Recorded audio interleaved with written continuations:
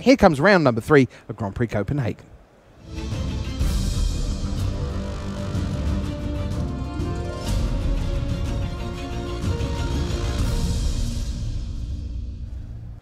What's up, nerds? Welcome along to live coverage of GP Copenhagen, coming your way from the capital of Denmark. You're in the booth with me, Riley Knight. I'm joined by my good friend and colleague, the Pro Tour champion, Simon Gertsen. Simon, good morning to you. So grateful that you've found the time to join us today.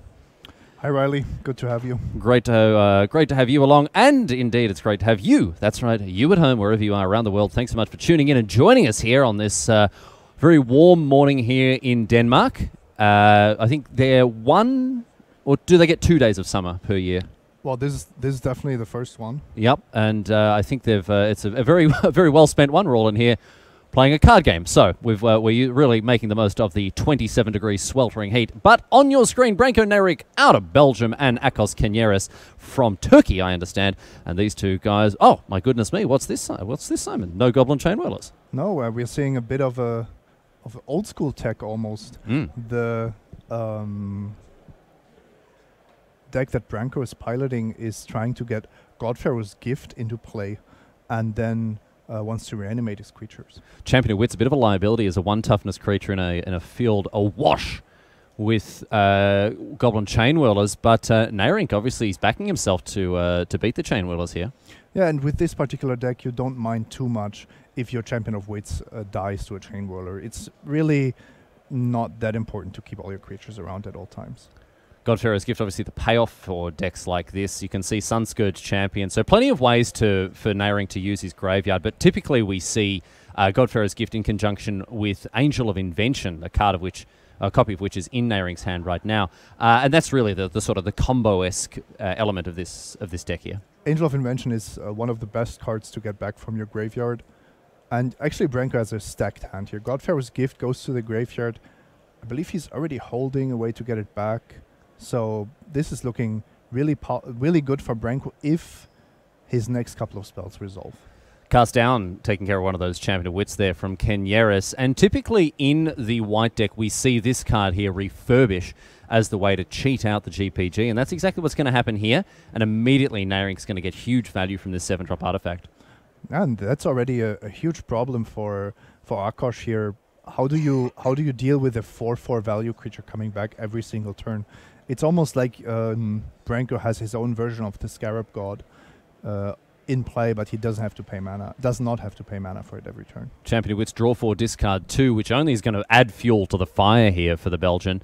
And one thing that I really like about this list is just its consistency. The fact that Champion of Wits can draw and discard through your deck in the early turns, and eventually, I mean, you know, we've seen it here on turn 4, but eventually a GPG will come down to turn the game around. Whether or not it's on time or early enough is another matter, but right now Nairink is hitting his straps. Absolutely, and it does depend a little bit on the matchup as well, because here against Blue-Black Control, or Esper Control actually, you do have a ton of time. If you are playing against a more aggressive deck, of course, then you're really racing to get that Godfarrow's Gift down as early as possible. Angel of Invention now for Nairink, and Kenyeris in a difficult position because if it resolves, obviously it's going to add value. If it doesn't resolve, it's going to still add value thanks to the GPG. And exile effects are pretty common in today's standard, but it looks like Kenyeris has just got nothing to say about what Nairink's up to, and an easy win there for the Belgian. Wow, yeah, that was super quick, and Kenyeris really didn't have anything to fight the resolved Godfarrow's Gift. Actually, artifacts are a problem for the blue-black heavy control lists because they don't have as many cast-outs and other ways to deal with them in the main deck. No, terrific creature removal suite, obviously. Black has just about the best in the business when it comes to that, but no ways to deal with non-creature permanents like enchantments and artifacts a lot of the time, so a bit of a problem there for these two, or for Kenyeris at least, I should say. As these two hit their sideboards, I want to talk a little bit about Godfarrow's Gift and its role in Standard, Simon, because we've seen many different iterations of this deck throughout its career.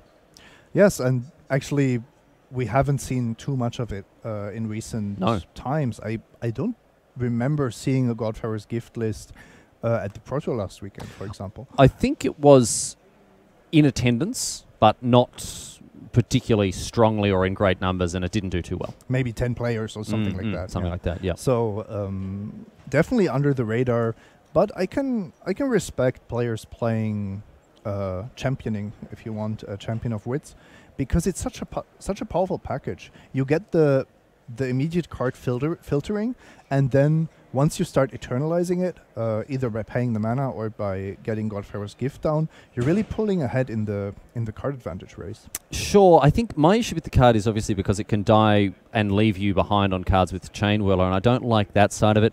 I think it really hinges on the eternalizability. So if you're in a position to get it back onto the battlefield as a 4/4 ahead of time, I don't like paying 7 mana for that effect, but if you can bring it back with a Scarab God, if you can bring it back with a Godfarer's Gift, I agree with you. And then you don't care if it dies to the Chain Whirler because it's fine. You just bring back 4/4, which blocks the 3/3 all nice as well. But if you're real, I don't think you can reasonably expect to tap 7 lands and bring back a champion in a timely fashion against these aggressive red decks. It's not the most board impactful play, of course. Yeah, I'm also curious if you remember the list that Kevin Jones played at the Pro Tour was more of a blue-black mid-range deck, and there he also had the Champion of Wits, and he just used it to discard cards he didn't need in certain matchups. So he was just filtering through his deck, which I kind of liked. Kind of just cleaning up those draws a little bit. Champion of Wits has also been a mainstay of other GPG decks, not just white-blue. We've also seen red as a pretty heavy component of Godfarer's Gift lists. Yeah, this was actually something that was quite recently tried out. I don't think it has really been as popular as white-blue. I think white-blue just still has the upper hand in that comparison. But it's interesting to see that you can also try with red cards, even something like Skirk Prospector, for example, to get a little bit of boost. Well, this was Skirk Prospector was one of the big cards that saw its way into the mono-red Godfarer's Gift list that did pretty well early on in the format when we saw Combat Celebrant getting it done in these Godfarer's Gift list because it's just insane. That's the 4/1 that gives you an additional attack step? Yeah. So what happens is it comes into play, and you can exert it as it attacks, and then you get an additional combat step. And then with that additional combat step, the Godfarer's Gift triggers again. And so if you've got a second Combat Celebrant, you then get a third one, right?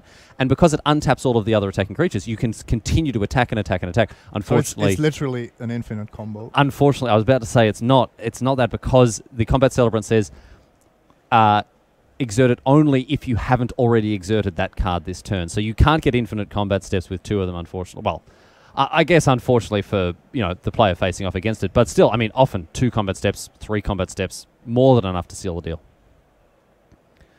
Esper Control from Akos Kenyeris. You mentioned that before that Esper is not enough bang for the buck in terms of adding a third color doesn't provide you with the return you're looking for. I don't think so. I mean, I understand that you want more power in your control decks, but are you really adding that much by adding a third color? I'm not so sure. So what are you getting out of that? You're getting a couple of Teferis, maybe some cards in the board as well? Maybe, yes, but what kind of white cards do you really want? I think the best sideboard cards are actually black and blue. That's very true with Duress and Negate, but what about something like a Forsake the Worldly? If we're talking about troublesome permanents, then artifacts are probably the Achilles heel of blue-black control. Slammer Fragmentize in the board, and now you got a stew going. And Godfarer's Gift is actually one of those, but there are others. Lifecrafter's Bestiary from the sideboard from the green decks. At a green, yeah, that's a huge beating. I think if you're blue-black, you just can't beat that card. That's very true. I mean, it's one of the main ways for green decks to stay ahead of the game when they're playing against blue-based control. So, I mean, there are reasons to play white. What are the reasons that Akos Kenyeris specifically is playing white for here? Let me take a look at the sideboard, and actually not a single white card in the sideboard, I believe. No, he's really playing just a very few white cards. So 2 just Teferis, 2 Teferis and 3 cast downs. So cast down as well. No, that's the black removal. It's not cast out. Sorry. Oh, cast down. No, it's not cast out. That's right. We've got a bit of chicken scratch going on with old Kenyeris' deck list here. But yeah, no white cards in the board. So, I mean, we've got a white splash for 2 cards, 2 copies of Teferi. That's in addition to 3 Scarab Gods and 3 Torrential Gearhulks. That's a big investment. That's what I mean. Yeah, you're applying a lot of non-basic lands just to support those few white cards. And here, actually, it might pay off because having ways to answer permanence, non-creature permanence, is very valuable for Kenyaris in this matchup. Double Glint Sleeve Siphoner for Kenyaris, both of them coming out of the board, 4 copies of which in the sideboard. Too much of a liability to play in the main deck, of course, with Goblin Chainwhirler running around. And these are really going to put the hurt onto Branko Nayrink, because not only do they attack and block, they're drawing extra cards, and that's exactly what you want. Yeah, it's funny because the Esper control deck actually has these siphoners in the sideboard for the control mirrors. And White-Blue Gift is much more of a combo deck than a control deck, but Kenyaris has so many dead cards that he is bringing in the siphoners, and in this particular game on the play, they are looking fantastic. They're real good. Real good now.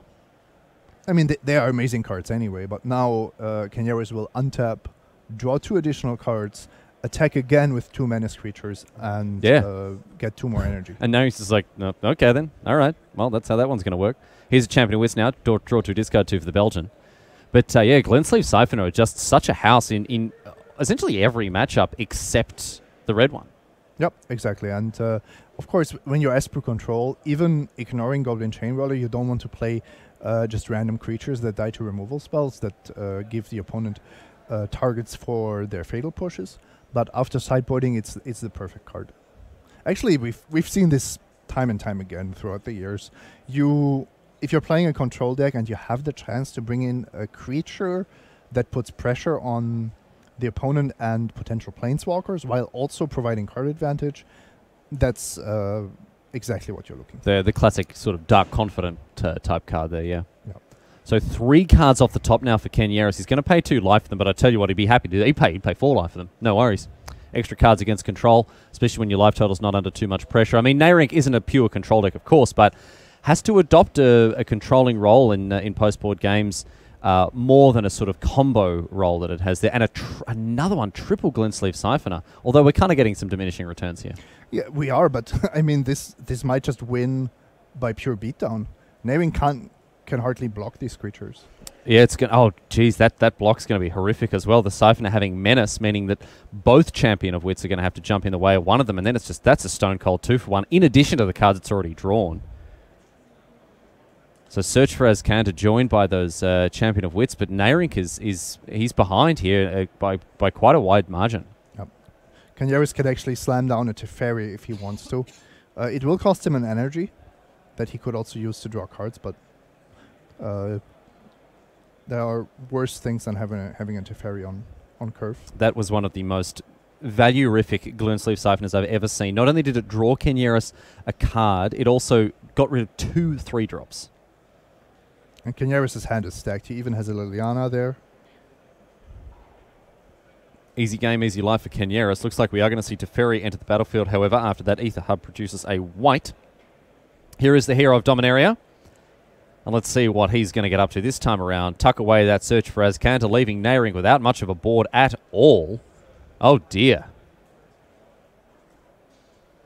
And the Belgian, hard-pressed to find the answers. I think Kenyaris has got this one almost locked up. This is looking really, really good. Unless Branko has a Goblin Chainwhirler here.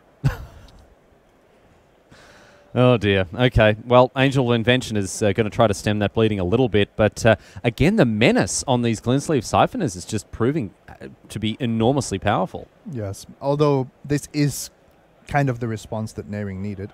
He gets multiple creatures on the battlefield. He's pressuring Teferi with those creatures. And he can potentially block one of the Siphoners.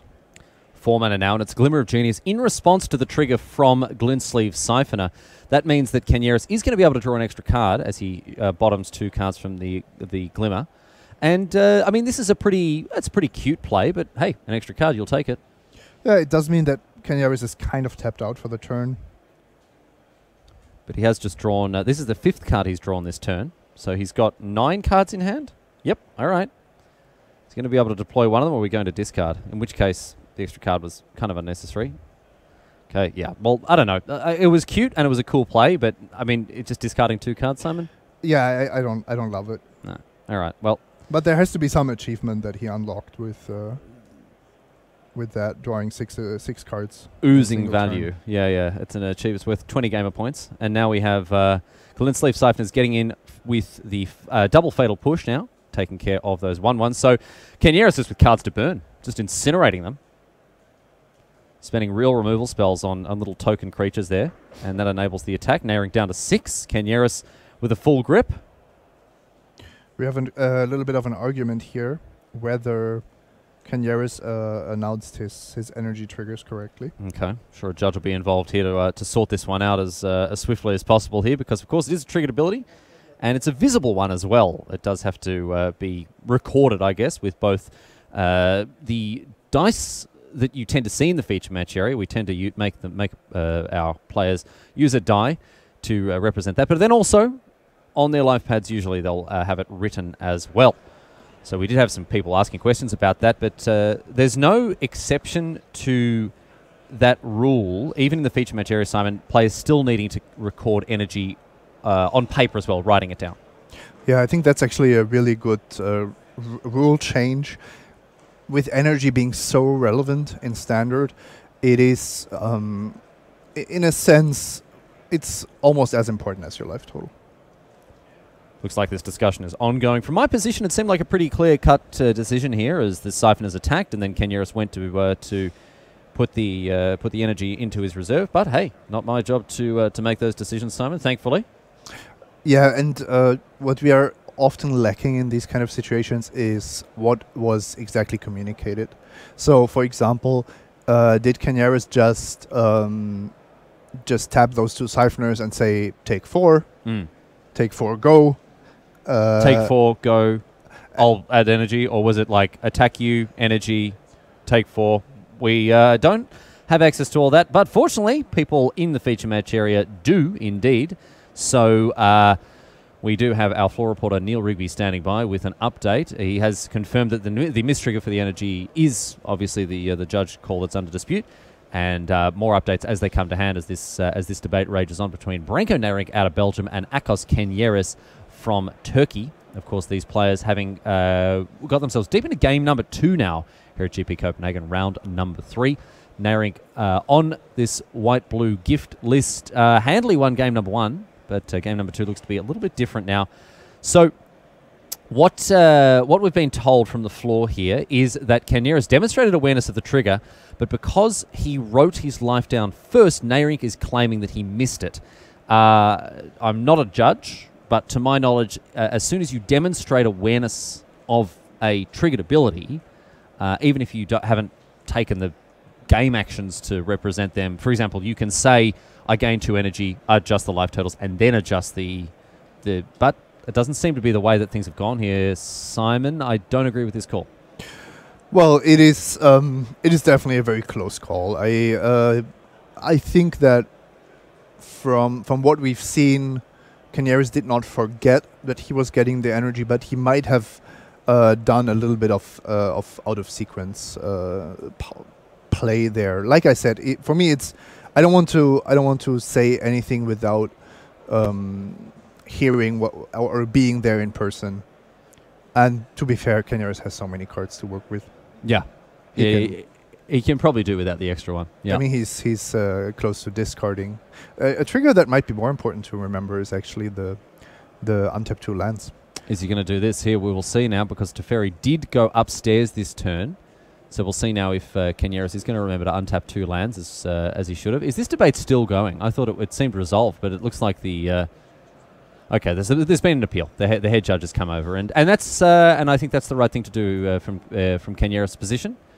When there's a disagreement, when there's a rule that's a ruling that you don't like, appeal. Go to the head judge and see if they can come in and shed any more light on the situation. From the information that we've been given, Simon, and I'm working on that information and not any other information, it sounds like Kanyeris should have the energy, as he demonstrated that he knew that the triggers had happened, adjusted the life totals, and then went to... as long as he indicated he knew the triggers were on the stack, it doesn't matter if he did the life totals first and then adjusted the die, in my view. But again, I'm not a judge. I'm not the one who gets to make the final say here, so you just got to play the ball as it lies. Judge still at the table here, as you can see. This issue still being discussed at length. And, of course, something that I think it's important to remind anyone who may be new to Tournament Magic, Simon, is just how important it is to call a judge when you're in a situation where you don't have a full understanding or full agreement of the game state. They are there to help.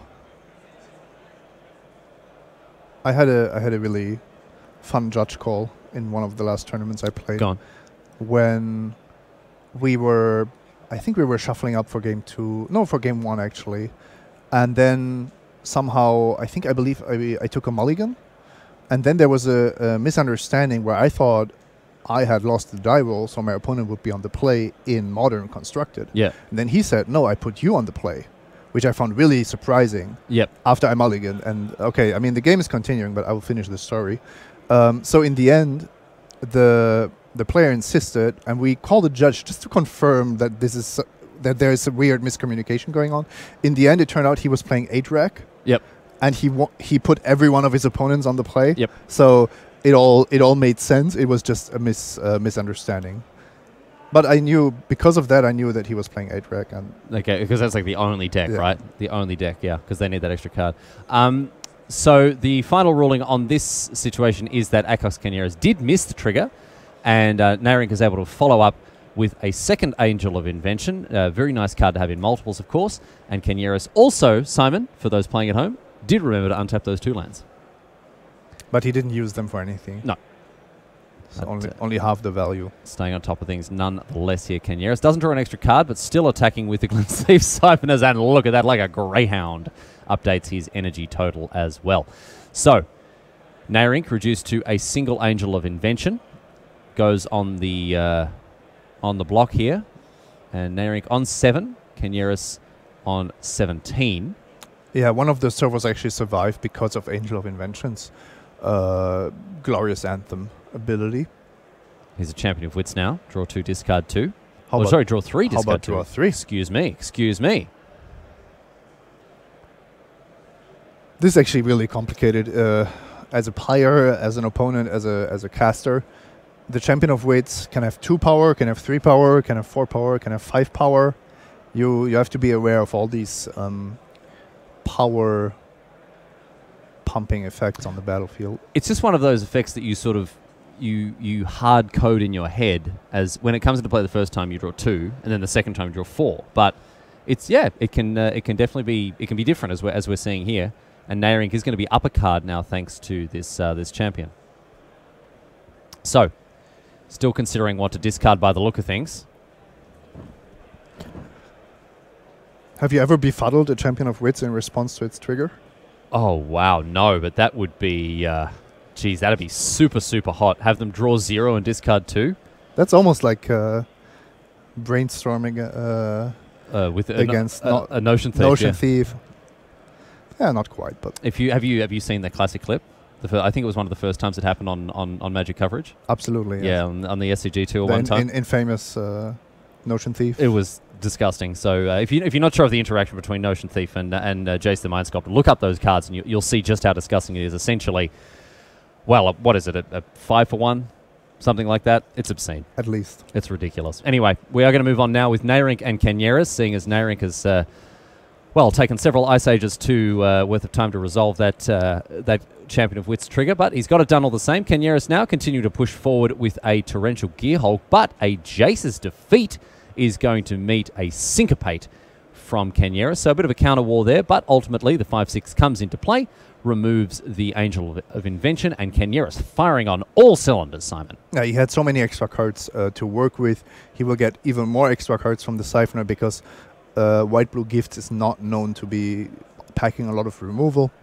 I really like how Esper Control is taking over here, especially winning this counter war. I think was the key that turn. Yeah, that would have been a very different set of I guess the board state would look very, very different indeed had that Torrential Gearhulk not resolved, as not only did it add a hugely impactful 5-6 to the battlefield, also took out that 2-1 that was pumping up the rest of the team. And something you see here, despite Canieras' super aggressive opening of Triple Siphoner, he is not a deck that can just overrun its opponents. Still, he needs time, he needs lands and Gearhulks and all of that, because ultimately your defensive spells do not support an aggressive menace aggro strategy.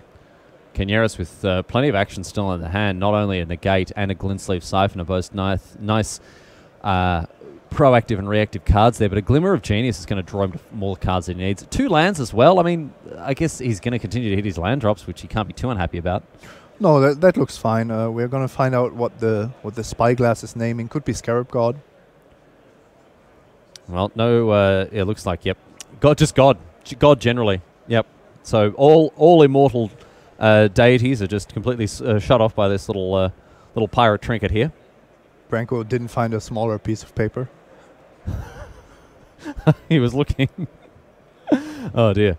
But Canyeras now continue to, this onslaught now, drawing 2 cards, again, thanks to the Glintsleeve Siphon. He finds a Vraska's Contempt, another land. I don't think he's looking for any more lands now, to be honest. If he has 2 removal spells, he just wins here.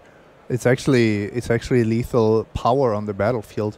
And that Search for Azcanta is always scary when you're playing control, because once Azcanta has been found, that's a very relevant spell every turn.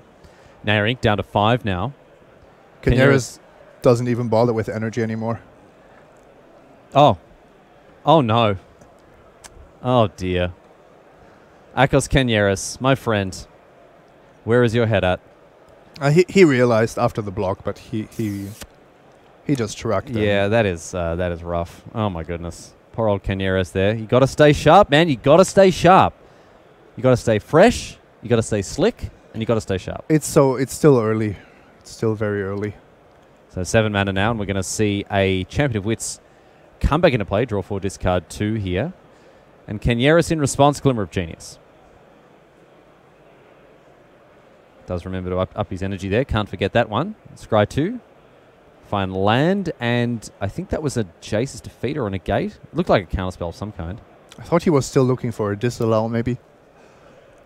Draws a Scarab God as well. Just a 5 mana 5/5 right now. What is that card? Oh, it's a black card. Gonti. It's Gonti. No, sorry. It's it's Cast Down. Down. Cast Down. Cast Down. So not going to be enormously helpful against the Eternalized Champion of Wits here, as Nairink goes to discard from this trigger as well. And based on his previous performance with how long it's taken to discard cards, ladies and gentlemen, if you need to go maybe in the kitchen, grab yourself a drink out the fridge, make a sandwich, write a small novel. So I went to a dealer. Learn how to juggle. And I bought a booster. But of the liquid form. It was an energy drink. Oh, yeah? How was that? Great. You ready to go? Cold, liquid. Just how I like my magic boosters as well. I didn't open a mythic rare, but no.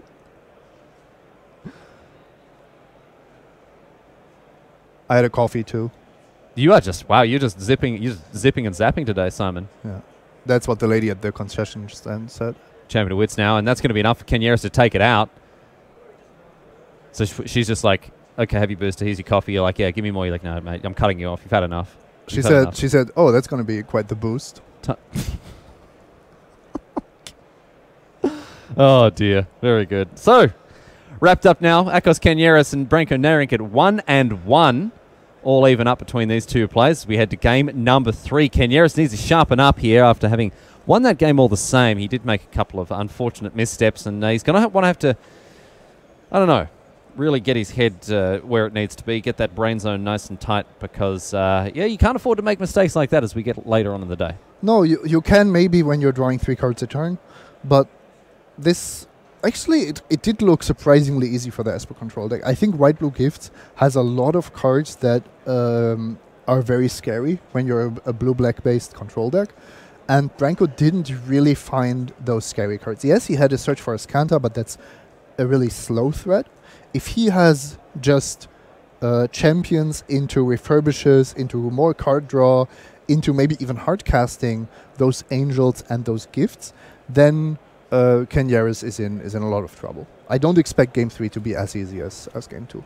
Well, you've got the list in front of you, Simon, so can you point out some of the key sideboard cards we're going to see here in this game number 3 that will, are poised to make a big difference here? Yeah, so we already saw the main plan of Canyeras, which is to bring in the Glintsleeve Siphoners. Something that we can look out for is whether he continues with them also on the draw, because they are a bit weaker. Are there any ways for Nairink to punish the 2-1 being brought in? I don't think he's then going to reconfigure his deck to go up against them. I don't think so. It's really difficult for him to punish a 2/1 menace creature. Of course, he can just make sure to play creatures to get those servos into play with his angels. But like we mentioned, he's not playing red. He's playing white-blue, so he can't really punish a 2/1. Nairink, on the other hand, doesn't have this sort of transformative capacity to his sideboard. Just bringing in good post-board cards that are going to pull him ahead with value, stuff like Search for Azcanta. I really like the Angel of Sanctions as well. I think that card's really well positioned at the moment. Absolutely. A card that we will not see in this matchup, I assume, is Lyra Dawnbringer, but that also has really good applications in other matchups. I just really like the counter magic, Jace's Defeat, 3 negate, but okay, I mean, we saw Sorcerer's Spyglass. It is important for Blue-White Gift to shut off the Scarab God.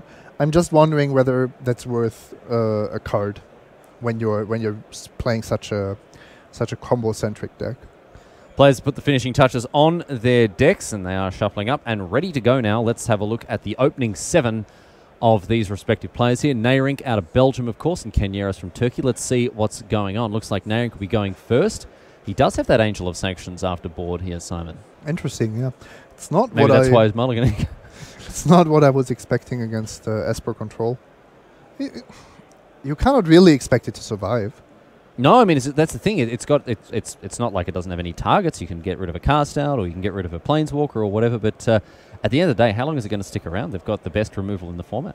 Yeah, I mean, it doesn't get killed by Fatal Push, but it doesn't seem like a great card in the matchup. Especially considering that you don't have that much to take out. Unless Rancor is on some strategy where he plays without Godfarer's Gift after sideboarding, but I would be very surprised in the Esper matchup. Yeah, and I mean... In other matchups it can be correct because you expect there to be too much hate, too many answers to Godfarer's Gift.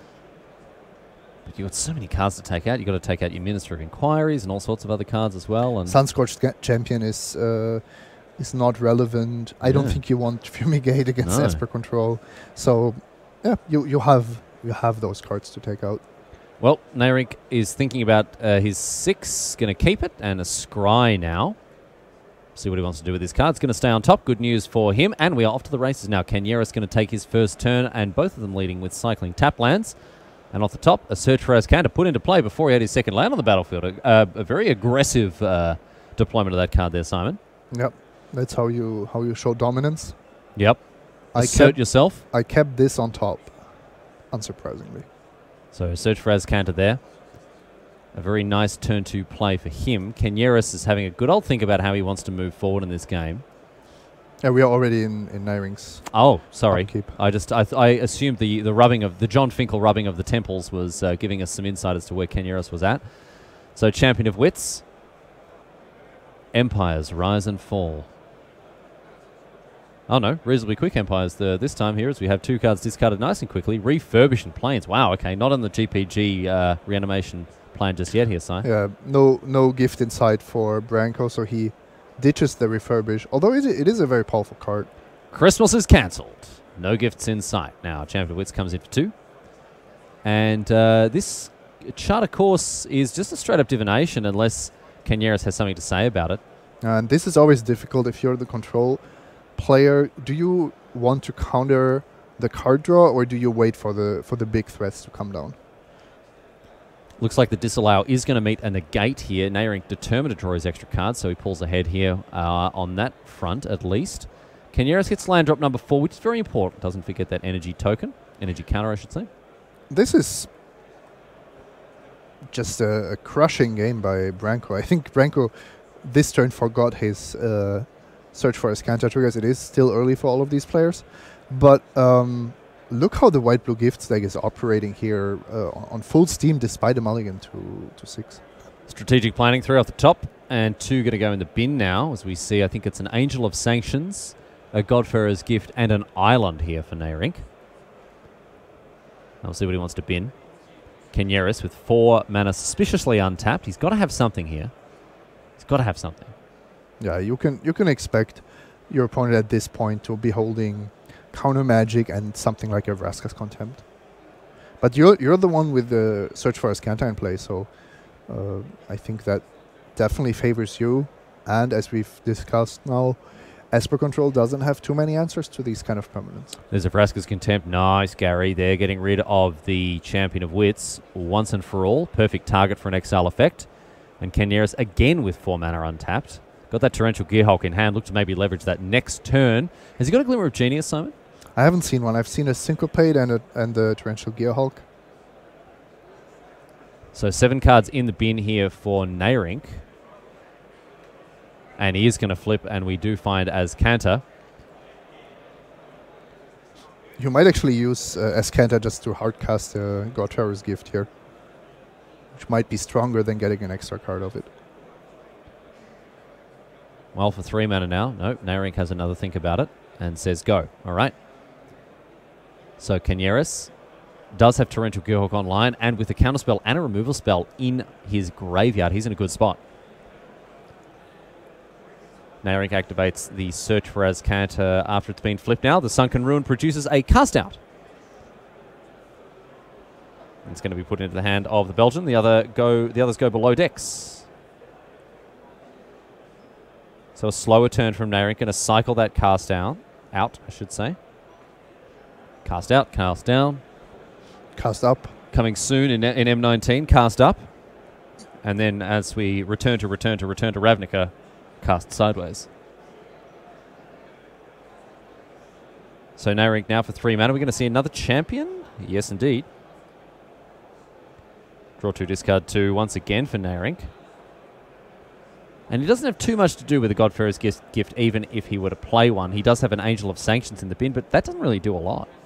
No, now he has to really overload Kenyeris' answers, and Kenyeris is actually quite well positioned despite the Ascanta. If he just kind of gets aggressive here with, for example, Gearhulk into Vraska's Contempt, attack for 5, sit on the other Gearhulk with counter backup, I think he has a good shot at winning this game, if his cards resolve, of course. Here's Torrential Gearhulk now. And we'll see what Nayrink's response is, if any. There's a blue card hanging out in his hand. Is that a Jace's Defeat? Didn't get a good look at exactly what heat he's packing here in is Nayrink. It is Jace's Defeat. Should have backed myself, Simon. It would have sounded like a genius. I should have. I was hedging. Yeah. Because if you're wrong, then you get to look smart. Then we don't sync together. Well, and if I'm wrong, then you can say, no, Riley, it was a X. Whatever. Yeah, so. Thanks for not throwing me under that particular bus. Well, you didn't get a chance this time. I'm sure you would have. Glint-Sleeve Siphon at the follow-up now for Kenyeris. He's up to 2 energy. Interesting. He's playing quite defensively. Okay, I mean, he is playing Esper Control, but I was expecting him to just slam the second Gearhulk and make sure that he gets the 5/4 onto the battlefield with the additional bonus of contempting the champion. It would have been a risky play. Angel of Invention now is going to meet a Syncopate for 3. Just enough to make sure the Angel goes away. And that's very, very good, actually, for Kenyeris, because it means that if that GPG ever comes down, that opposing Angel is just never coming back. Yeah, exiling really, really important in this standard format overall. And there are a lot of cards that do exile instead of destroy creatures. Glint-Sleeve Siphoner getting that energy for Kenyeris. He's not making that same mistake again. This is shaping up to be quite the interesting game, with Kenyeris having, I think, the tools to beat Branko here, and Branko somehow understanding that Ascanta is not the way to win this matchup. He's kind of falling behind anywhere. Although this turn I'm a little bit surprised he didn't keep up in Ascanta. Oh no. Yeah, that's rough there from Nayrink, who could snag himself an extra card here. As you see, Field of Ruin coming to play for Kenyeris. That's been in his hand for a long time. It looks like he's got more to commit to the battlefield here. He's got a nice full board as well. A couple of creatures here, and another Vraska's Contempt as well. Kenyeris is really doing a lot of good work here with these exile effects. Oh, I really like how this game has been going. Like a bit of back and forth, and always interesting spots at every point of the game. We might see actually Canieres go full aggro here. Just Field of Ruins your Ascanta, play the next Siphoner, and then if you have, if your final card is Godfarer's Gift, okay, it will resolve. Which we know it is, of course. But I like this line from Canieres, even if it isn't going to prove to be correct, knowing as we do what's in Naring's hand. I think it's a great way to play the game. And yeah, he's going to take this line. Yeah. Now, this is an interesting position for our viewers here, Simon, because we know that Canieres stands to be punished from this line, but that doesn't make it any more of a fantastic play. No. Oh, sorry, any less of a fantastic play. Exactly. The thing that a lot of players underestimate is the more pressure you're putting on your opponent, which is generally a good thing, the more you're reducing their options. So at some point, if Branko has the Godfarer's Gift in hand, he will just cast it because he's under so much pressure. So whether you're now representing a counterspell you don't have, a disallow you don't have, or not, in all in all kind of scenarios doesn't make a real difference. Whereas having that Siphoner on the battlefield can, of course, mean more cards, more pressure, and whatnot. I just think it's very easy to evaluate this situation and go, well, of course he shouldn't tap out. We know that Naring has the 7-drop in hand, the Godfarer's Gift ready to go. We know that because we can see what's in Naring's hand, but I think Canieres still made, for him in that position there, knowing what he knew, the right play, and I congratulate him for it because, yeah, continue to put pressure on, get that Glensleeve Siphoner out, get that Search for Ascanta out of here as well, and now Naring still in a position after this strategic planning to deploy his Godfarer's Gift. But still under a heap of pressure, even if he brings back that Angel of Invention, Simon, he's still facing down a pretty formidable board state with double Glensleeve Siphoner and a Torrential Gearhulk. And this is kind of the cool thing that we're going to see here. The Godfarer's Gift in this matchup, on this board state, is not an immediate victory. So you can actually see it on Branko's face. He's not super confident that this will just win him the game. So a 6/6 flying Vigilance lifelink creature here for Naring. And Canieres is going to have a little snoop through the graveyard of the Belgian here. We'll see what creatures we're working with. Champion of Wits. And Angel of Sanctions. And is that just about it? Whoa. That's still a lot of power and cards.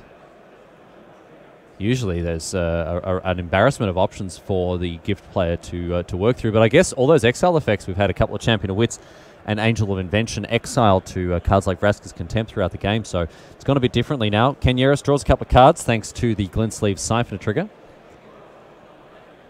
And we have a cast down for the 6/6, and that is going to be huge, in addition, of course, to the cast down that Canieres has just drawn. He has a double copy of Disallow, which can trigger the counter the trigger of Godfarer's Gift. It's a really cool extra text on Disallow, actually, and that might actually be the game-winning play when you count up the damage here. I think it's 9 points of damage. Yeah. Yep. I think Naring has actually lost this one here because a Refurbish is going to be hit by a Disallow. And in addition to that, the triggered ability from Godfarer's Gift is also going to be disallowed. Tight play from Canieres. It's going to be rewarded with a game and indeed a match victory here. Well done to the Turk. He really kept a cool head after a judge call that didn't go his way, and some very, very tight play in game number 2, and then ultimately also in game number 3. Super interesting game 3. I think games 1 and 2 were a lot less close. This one here could have easily gone both ways, and it's still not over with this final draw step here. Branko might actually still be in it. No, it's all over. It's all over. Baffling end on the Glensleeve Siphoner here, but Canieres is just a couple of points away from dealing the damage that he needs to deal, and I back him fully. Back him to the hilt. He's going to get up and about. He's a hero. Congratulations to him. Akos Canieres, Esper Control, draws 2 lands. Okay, maybe it's not over.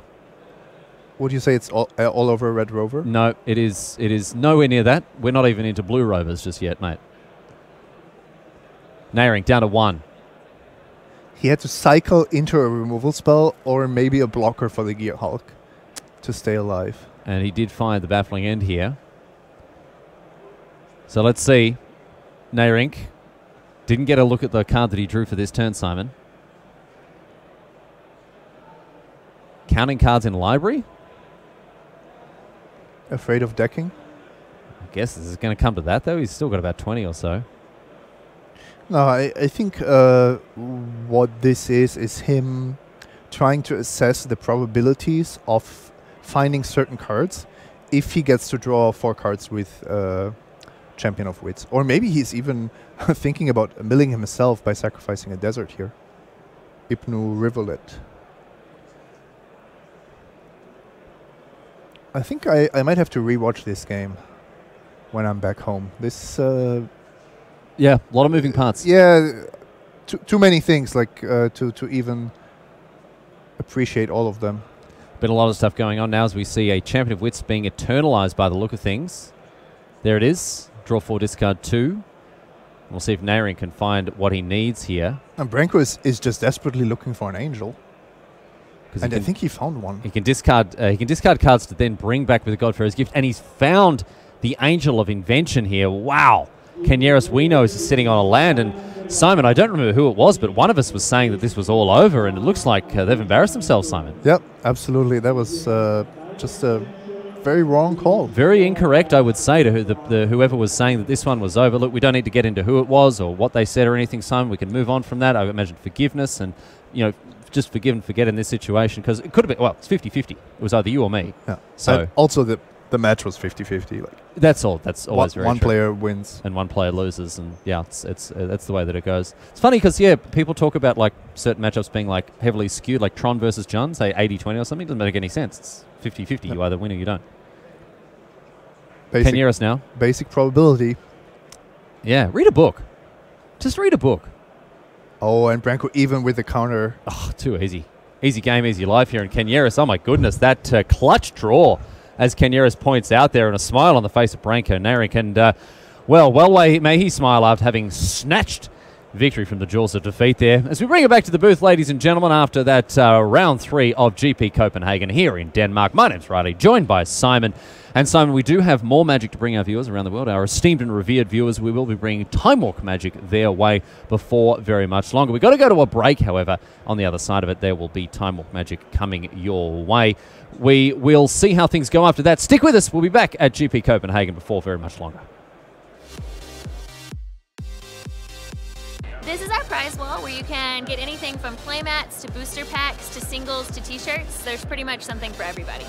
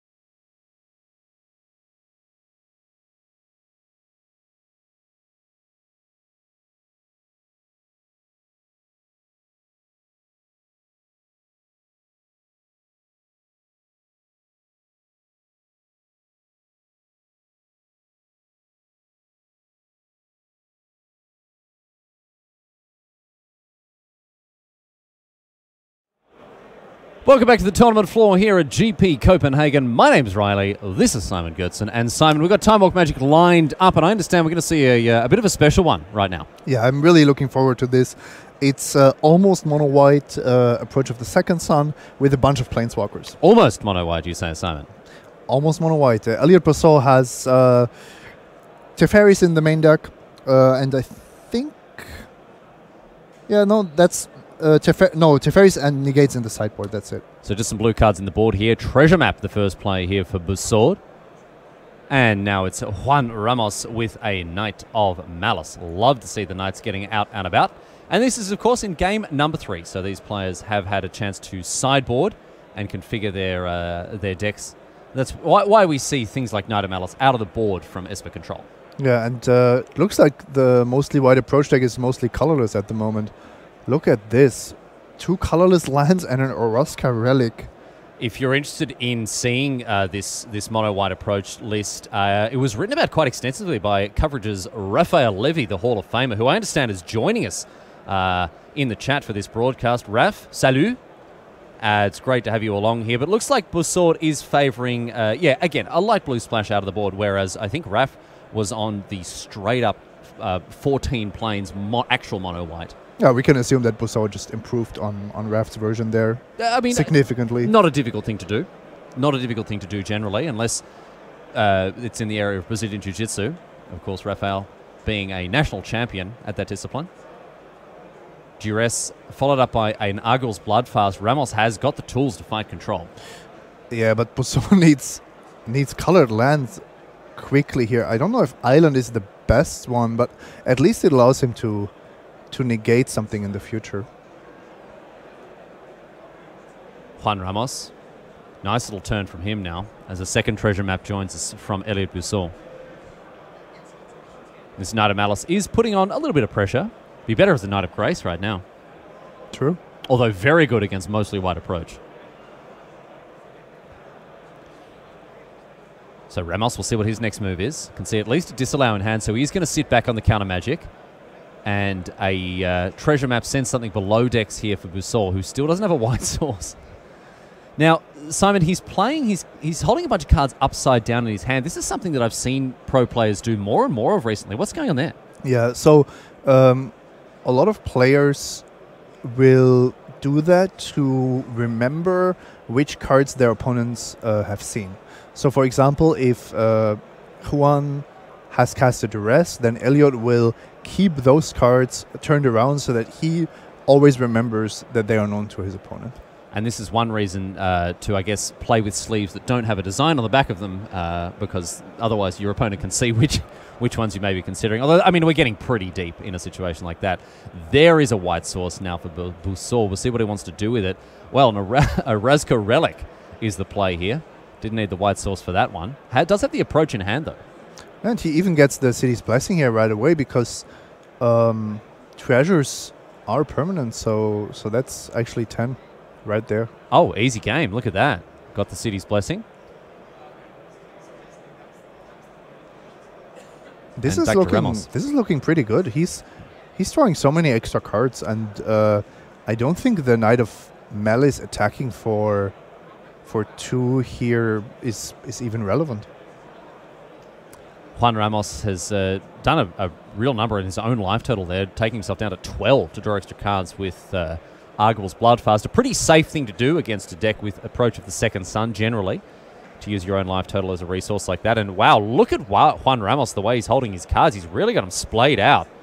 He might even be about to discard. He's got so many of them. Splayed like a fan, like a courtesan's fan there. But yeah, he's got a lot of stuff going on. Here's an Invoke the Divine on this treasure map. What do you think of that? I like it because... Oh, sorry, Forsake the Worldly. Because I was... it looked like Ramos was about to Field of Ruins, the Treasure Cove, and then Elliot would have just gotten another one. But instead, going first for the Disenchant effect is kind of a nice touch. And Bousseau was ready to fight against it, but obviously lost that counter war. Here's a Walking Ballista for 3. It's a nice answer to the Knight of Malice, I have to say. This deck looks really fun and pretty good at the same time, which is something that I don't often say. No, usually you've got to pick on it's the fun, like, playability axis, right? The spectrum Yeah. of competitive Magic. Here's a Teferi, Hero of Dominaria. Well, this card is certainly off that spectrum because it is both fun and very, very powerful indeed. Juan Ramos draws a card, untaps a couple of his lands here. One thing I really like about Bussaud's list is he's just playing basically no ways to get punished by Goblin Chainwhirler. And you are, I mean, maybe this deck is even an interesting choice for Unified Standard, because the RPTQ season, the RPTQs are now going on, and you might be able to play something like Mostly White Approach next to Blue-Black Control. Okay, you have to talk about the negate maybe, but otherwise, I don't see a lot of overlap. So Teferi goes downstairs by the look of things. What? No? Okay. All right. Well, players figuring out exactly how this game is going to continue. Treasure Map, Treasure Cove, Arch of Araska. Every single card that Bussaud has played is generating card advantage. So here's a treasure map now. The third one. Elia Bussaud consulting the map room here. Now here's Vraska's Contempt on the Walking Ballista. Wow, that's a desperate attempt. That's it's not a good exchange. But that's just horrific here because that Walking Ballista not only has it dealt with Teferi and the Knight, it's also not even going to gain Ramos any extra life there. Bussaud this deck is just the weirdest thing I've seen since Halloween in Madison, Wisconsin, but like it is getting it done in a really powerful way. In a surprisingly powerful way. He's got double approach. He can just play this. Just gonna cast it and see what happens. Now, Ramos, do you have to counter the first approach? You don't really, but it does feel a lot safer if you do. But the thing is, I mean, we're just on Tatooine, and the second sun is going to rise next turn. So Ramos does counter the first approach here, but Elia Bussaud he's just going to do his Luke Skywalker, walk out to the edge of the plantation. Here's a seal away for the Torrential Gearhawk here. Oh, treasures do have another ability as well. Oh yeah, they don't just draw cards. Uggle's Bloodfast, draw a card. And now Ramos, swimming against the current, 7 lands or 7 mana sources for Bussaud means that second approach in hand is going to win him the game next turn. This is like Magic in the good old days, Riley. Every player drawing an average of 2.5 cards a turn. Life totals not mattering. As Garfield intended. And we'll see here because Ramos is standing at the edge of a precipice here, and Bussaud is saying, mate, hurry it up, let's go. I've got places to go, people to see. I've got things to do. I'm a busy man. Bussaud untaps. Not just yet. Ramos is still giving him a bit of pause here. Does he have anything? Let's scry with this treasure map, says Bussaud. Finds something he's not interested in. Doesn't matter. He's got the win in his hand, and as the music swells to a thrilling crescendo, Simon. I mean, Ramos is holding 6 cards in hand, I think. Oh, he's going to play it safe, you think? I don't think that we will see Bussaud just slam. You gotta slam it. You gotta slam it. So Khan in hand now for Bussaud, and he's going to play it safe. Boo, boo, hiss. So down comes the Sign of Urza. Bussaud waiting for a chink in his opponent's armor before he can resolve that second approach. Nice little synergy here. The construct of Karn, the construct of Karn counting artifacts. Oh yeah, it'd be a 5/5. Wow, that's huge. Also, Bussaud keeping open a way to exile Ramos's graveyard in the case that there is a second Gearhulk. Lots of things going on with the Mostly White Approach deck. Oh, that was a really good duress. Oh no, Ramos there. Huge stuff from him as he snags that approach. So the second sun looks like a bit of time reversal here, and the sun has sunk below the eastern horizon. Oh. Destroy target land, your opponent gets a Karn. Gets a Karn? Doesn't seem very good. Field of Ruin, both players may search for a Planeswalker and put it into play. That'd be an interesting card. And now, Ramos continuing here to put pressure on Busord and a search for Azcanta now as well. I'm wondering whether Ramos can just run Busso out of threats. If you counter or discard the approaches and deal with all the Planeswalkers, maybe Busso just doesn't have something to win the game after a while. Treasure Coves of various stripes netting Busord a bunch of extra mana here, or extra lands, extra cards, I should say. Wow, got it there in the end. It does look like Busso does have enough threats to put pressure on Ramos here. Let's point out as well, Ramos is at 6, and all of that damage is being done by the Argos Bloodfast. Here's a negate now on that Khan, but quite impressive. A single construct might deal first damage and lethal damage. Busord has a negate in hand as well if he wants to tussle with his opponent's negate, but he's not going to, Simon. Yeah, very patient. I like how Busord is playing this. He's saying, look, I'm drawing all these extra cards, and you're on 6, so you've kind of depleted your life total to Necro away. Ah, interesting timing on those scavenger grounds. Now not used against a Gearhulk, but just to prevent Search for Azcanta from flipping. Here's a Sensor from Juan Ramos. Cycled away. Not so good now on turn 1,000,000 or whatever it is. Well, turn 1 of extra turns, actually. And this one, after a pretty intense build-up, maybe heading the way of a draw. Ramos on 4. Busord doesn't need to do too much more to get his... the thing is, he just doesn't have reach in his deck. No, of course not. And it's definitely not how you want to start your tournament. You are... If you enter the draw bracket with either of these two decks, you're in for a day of control. Because you're playing against other decks that have also gone to time. Yeah, for sure. So, cycling away an irrigated farmland. What Busord needs, a great way for him to win this game would be a Walking Ballista. Oh, that's true. And he actually cast one already. Yeah. So we can expect him to have another one, maybe. A second Ballista for, for 8. If it ever resolved, it'd be fantastic. Here's a negate now for Busord. But I don't think Juan Ramos is going to have a way to end the game. He's got, 2 turns left, and he has to do 12 damage. Going to draw another card down to 2. That's going to make it easy for Busord to snag a win if he can find a Walking Ballista. Here's another Glimmer of Genius. This one's going to resolve now for Ramos. Scry 2, both going below decks. He's looking for something. Yeah, but now the problem is, for example, the Scarab God is not gonna win you the game. There aren't any creatures. Maybe a Walking Ballista. Turn 3 now for Ramos. I don't see him dealing 12 in a single turn, in a single attack step. He's only got this turn and then one more. Busord needs to find a Walking Ballista on the top of his library. He doesn't have any treasure tokens left. So a Walking Ballista off the top will give him the best chance that he can get to win. Him spending 2 treasures to seal away that Gearhulk, while it seemed important at that moment, is really costing him. And a Walking Ballista for Juan Ramos here. He's going to cast it for 1, or for 2 mana, I should say. So one counter. Back to Busord. Can he pull a win off the top of his library? He gets a rebuy. Irrigated farmland off the top. You can see in hand it looks like an Ixalan's Binding in addition to a Plains. Going to play the Plains. Here's the Binding. On the Ballista, I assume. That doesn't help.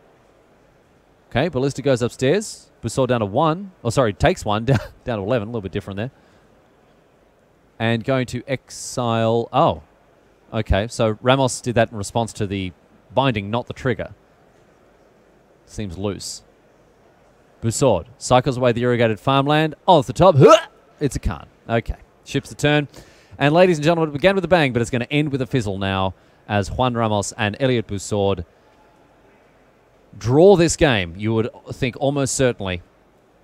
Ramos extends the hand, and that is that 1-1, unable to come to a result. And that is, well, Simon, as you said, not great for either player. No, well, maybe they enjoy playing Control Mirrors all day. Maybe they do. Then it's great for both of them. Fantastic Well, result in that case. from the tournament perspective, not where you want to Yeah, be. not fantastic. We are going to go to a break, my friends, because, well, as you can see, the players behind us are seated and ready to go for round number 4. That'll be brought to you by Tim Willoughby and Joel Larson. So stay tuned. We'll be back here at GP Copenhagen in just a few minutes.